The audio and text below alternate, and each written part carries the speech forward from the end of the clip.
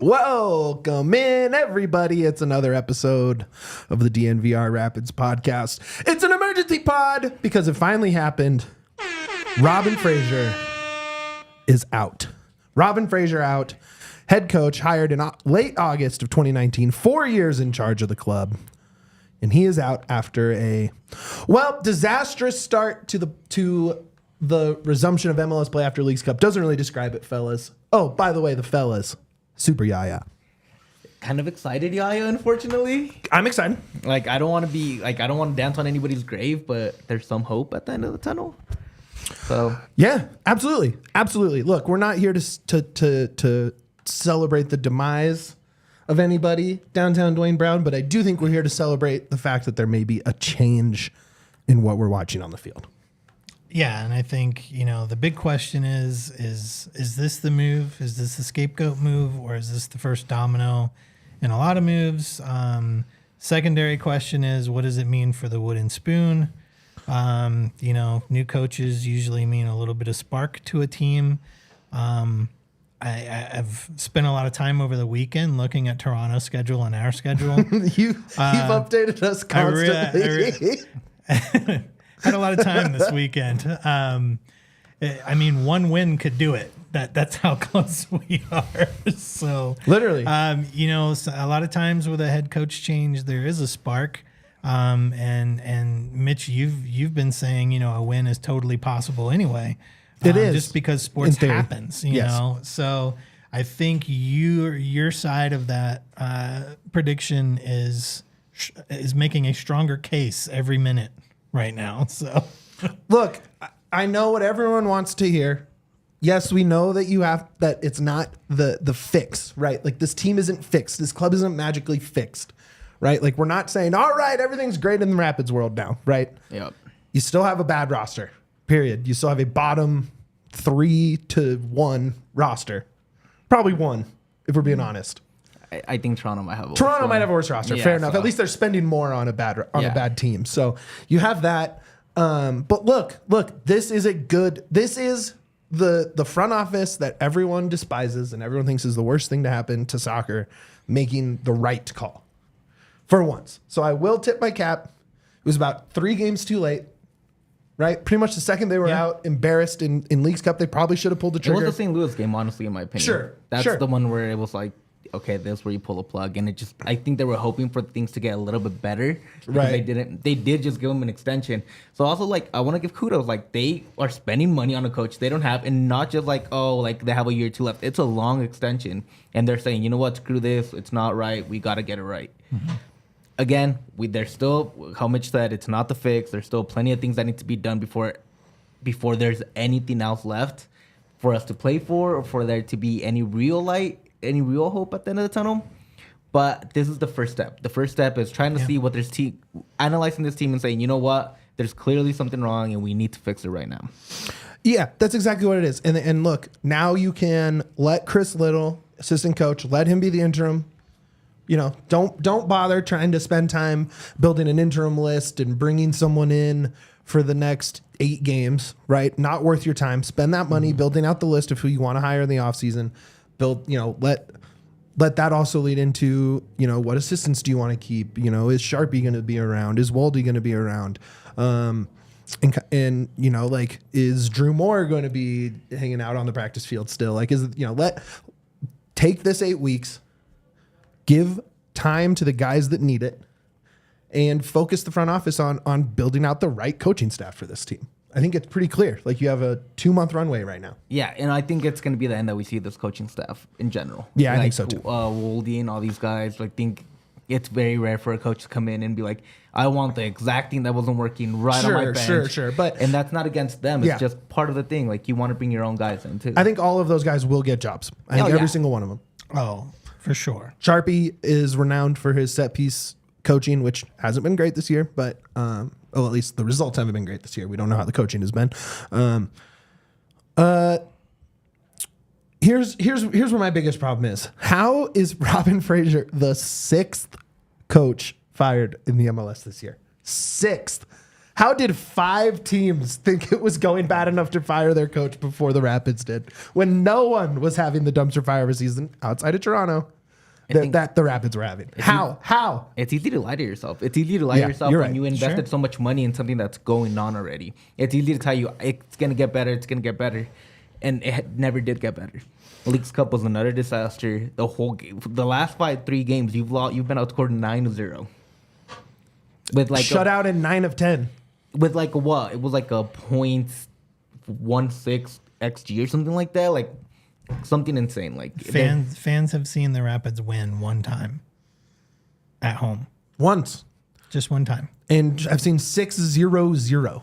Yeah. The Dick Fortress is like penetrable. Oh yeah. Like there's nothing going on there for the Rapids. There's it's no been bad. fortress. Like and I think it's, again, I want to before we go any further, Robin Fraser, I want to commend him for his professionalism in the whole sport. He's been a great coach. He took the Rapids to the first in the West. He did a lot of great things for this club. We cannot take any of his accomplishments away. He deserves all of the credit he gets around the league for what he did with the Rapids, but it was just his time to go.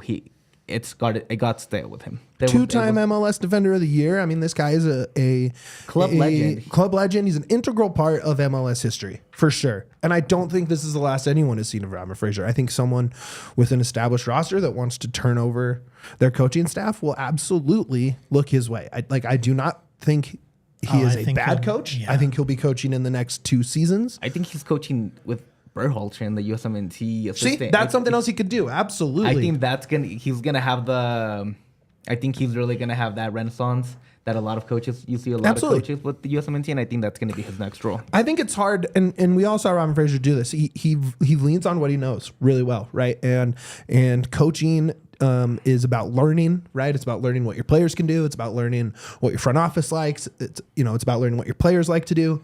And Fraser's pretty stubborn in his ways. And I think with a little bit of time off between this stop and his next stop, he'll be able to, think about it, right? Like he'll be able to, kind of learn what worked, what didn't. Why did I keep going back to this specific well? Why, why did I make this move? Why did I make that move? And I think he'll be better for it. I think he's going to be a great coach again. Good coaches get fired, right? You either retire at the top or you get fired. That's how sports works, not just soccer, right? Like your favorite example is Jose Mourinho. Like every 3 years, he's like an Jose, team. always. Yep. He's out in 3 seasons every single time. Great manager will always be out in 3 seasons, right? And that's just how it goes. You either retire at the top or you're fired. And unfortunately for this time, a good coach did a bad job and he's out.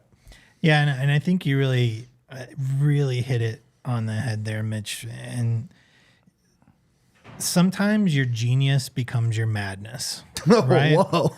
I love that. and it's basically what you said, just with different words. Sure.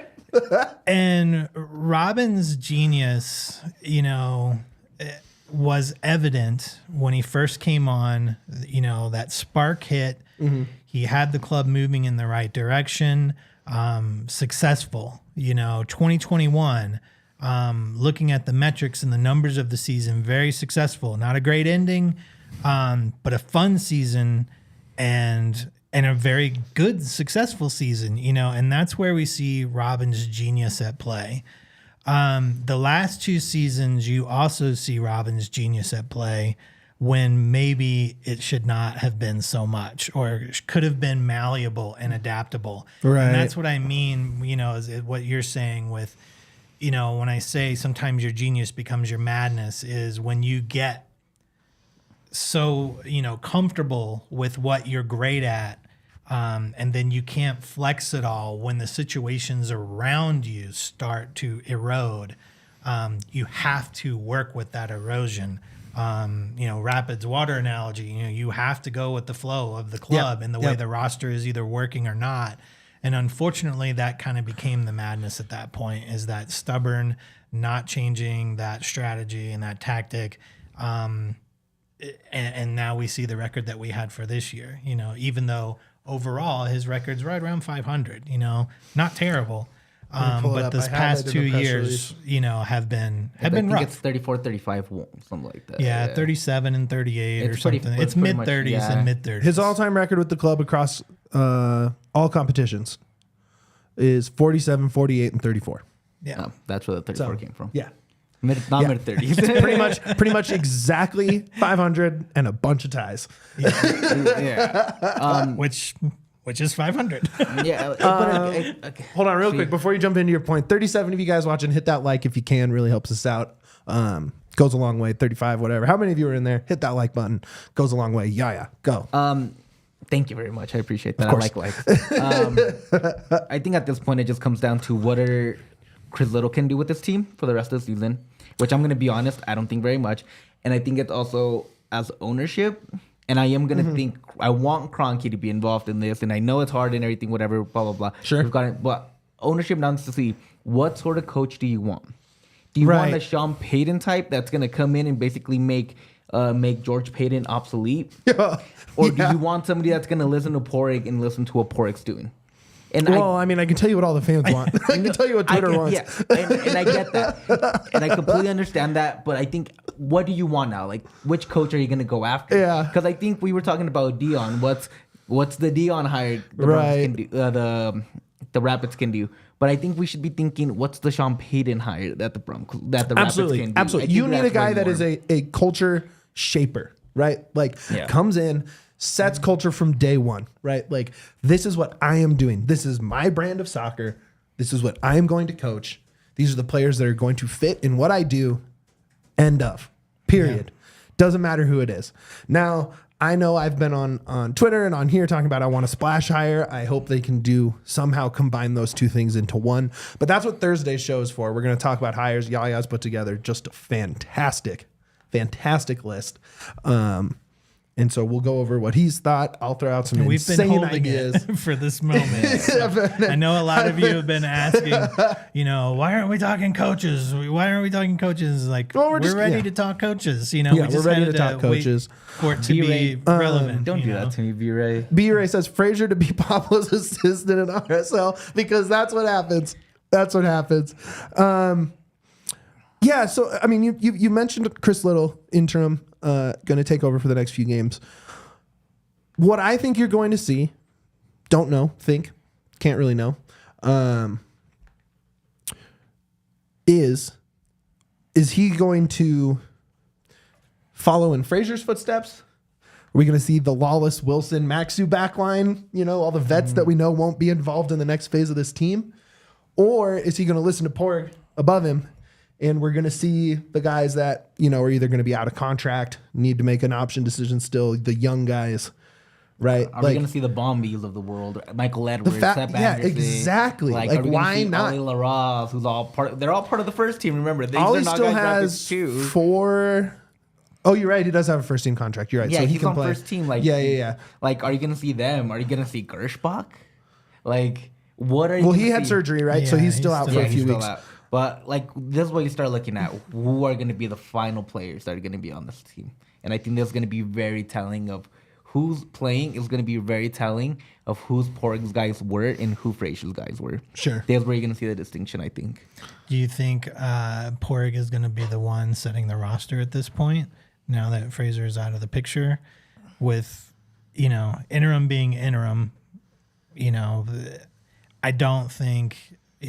nothing about Chris or anything. I just think whoever gets this interim position is likely to not be the coach. They're not next really. season. Yeah. No. He's going to be coaching to establish himself a little bit.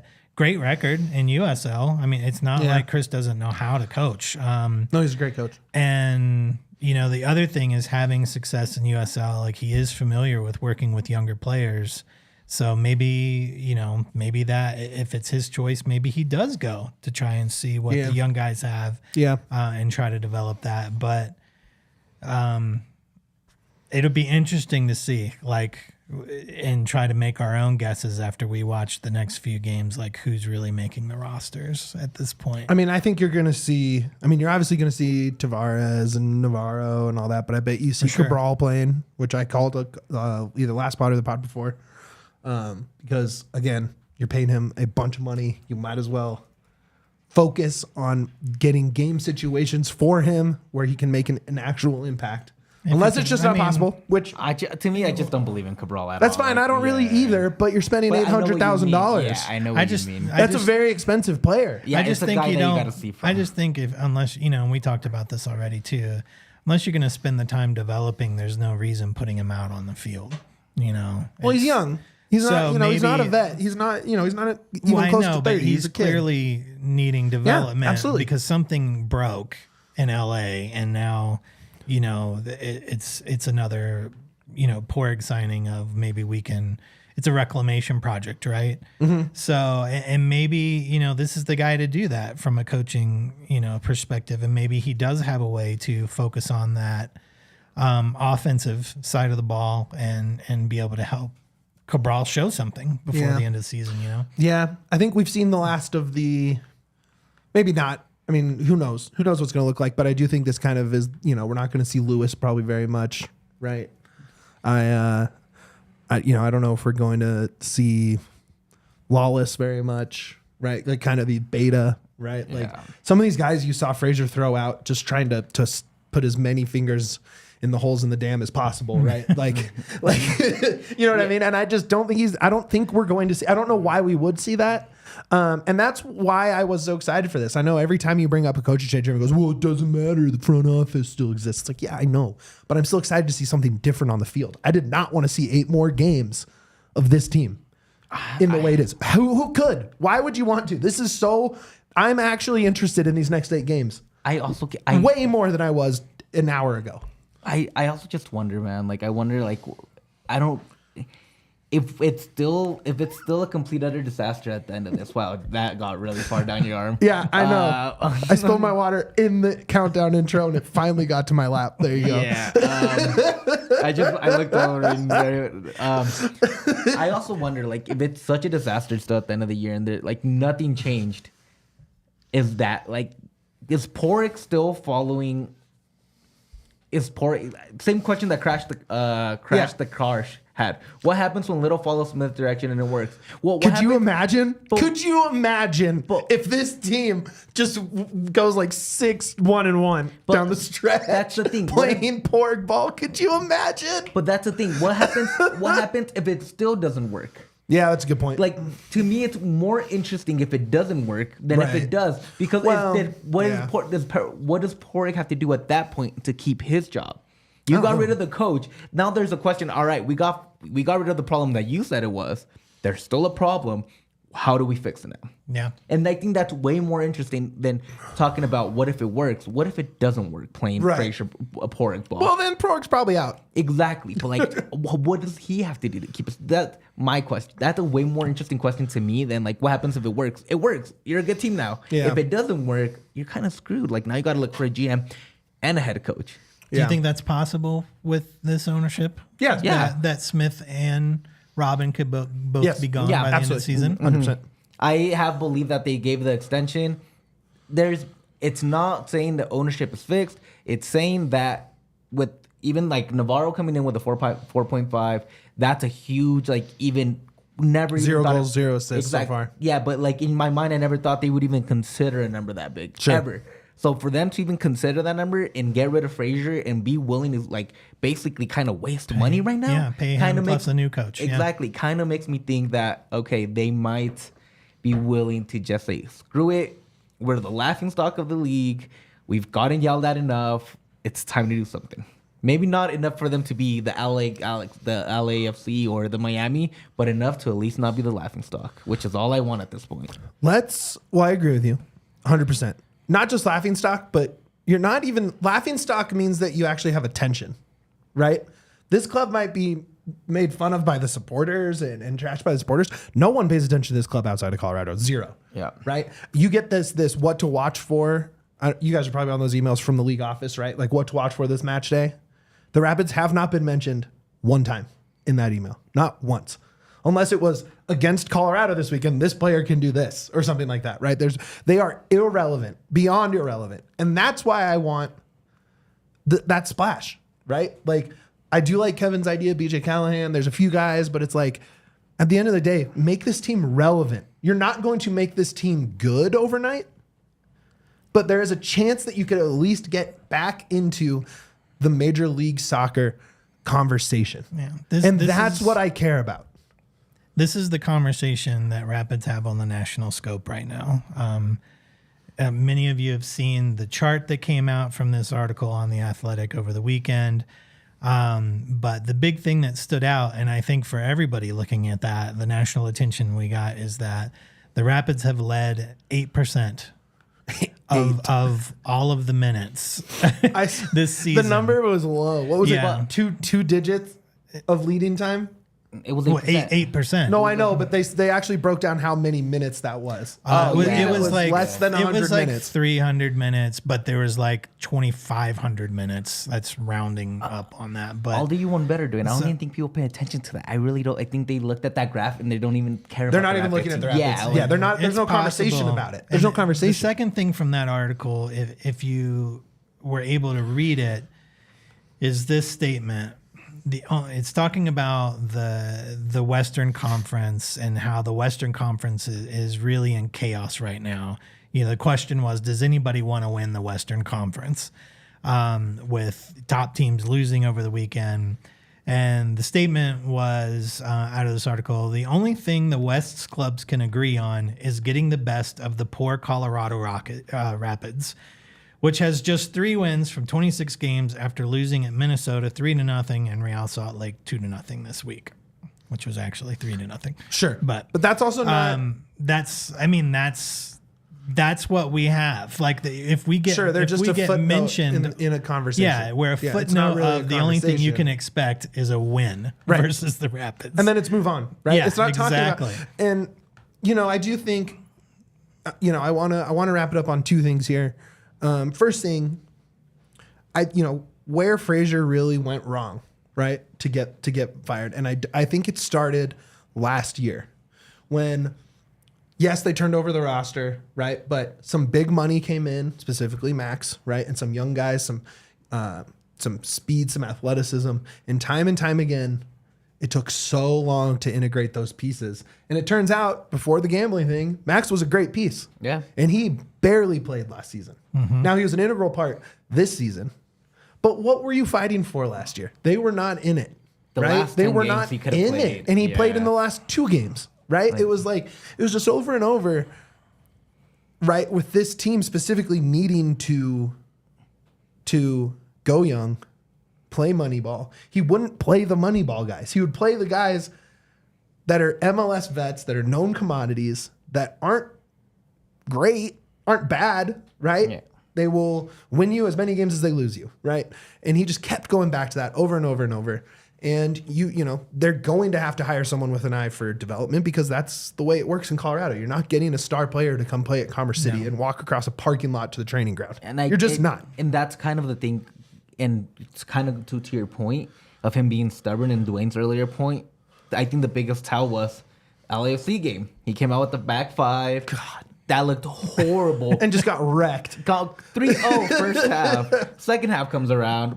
Granted, LAFC is not trying as hard. They know they have it in the still bag. won 1-0. yeah, they're done. Yeah. Yeah, they're done already. But if you go but that back 4 was way more impressive than that back 5. And it goes to the stubbornness of, I want to play this way. You guys will play this way instead of, what is my team good at? Sure. How do I make my team good? Yes. It's not about what you know. It's about how you integrate the pieces into your squad.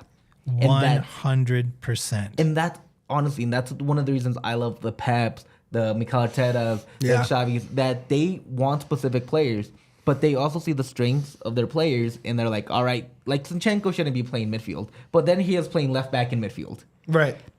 Declan Rice this weekend. I don't want to talk about it. Let's talk about something else. This is not an Arsenal recap pod. Let's get out of that. Declan Rice playing that pure 6 that he never got to play.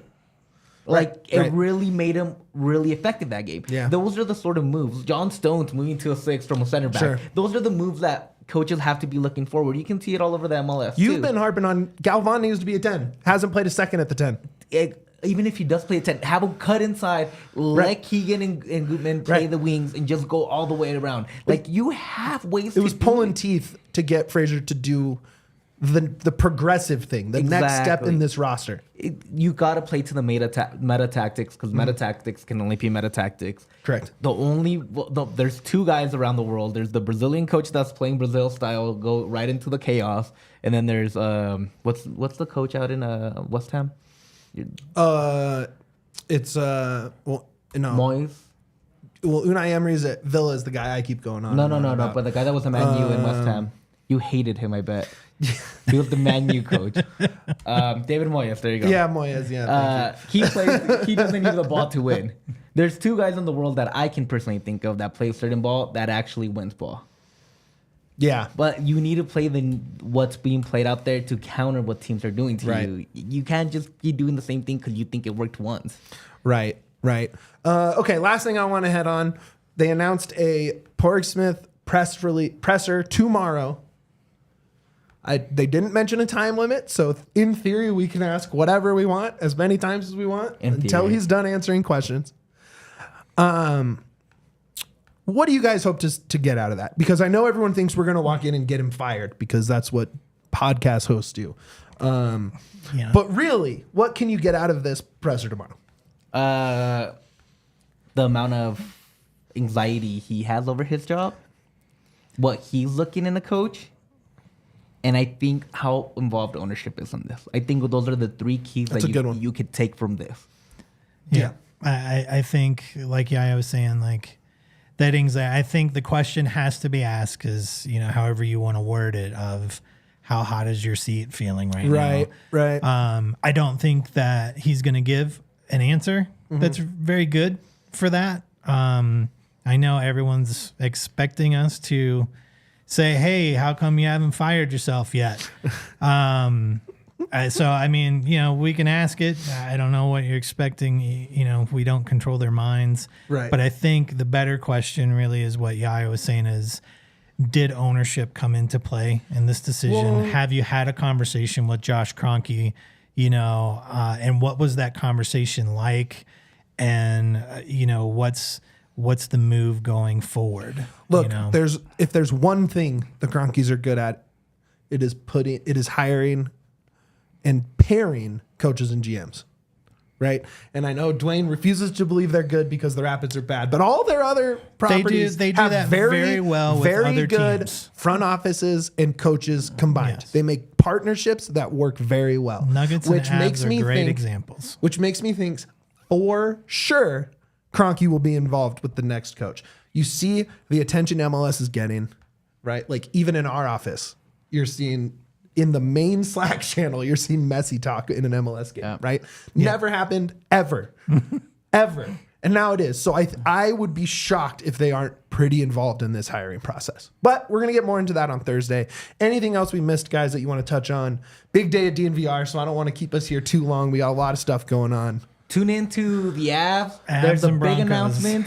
Broncos, you already heard. PS2 is joining the crew. Let's Not go. sure if the Avs already announced who it is for there. Huge news for both. Both have some big guests coming on. Please tune into those. Those are great. Give us a like also on the way out. Follow us on Twitter. Yep. Give us a thumbs up wherever you see our stuff. 5-star reviews everywhere you listen to this pod. Hit the like on the way out, please. Yeah, hit that like on the way out. We appreciate it. And more than that, as always, up the pits.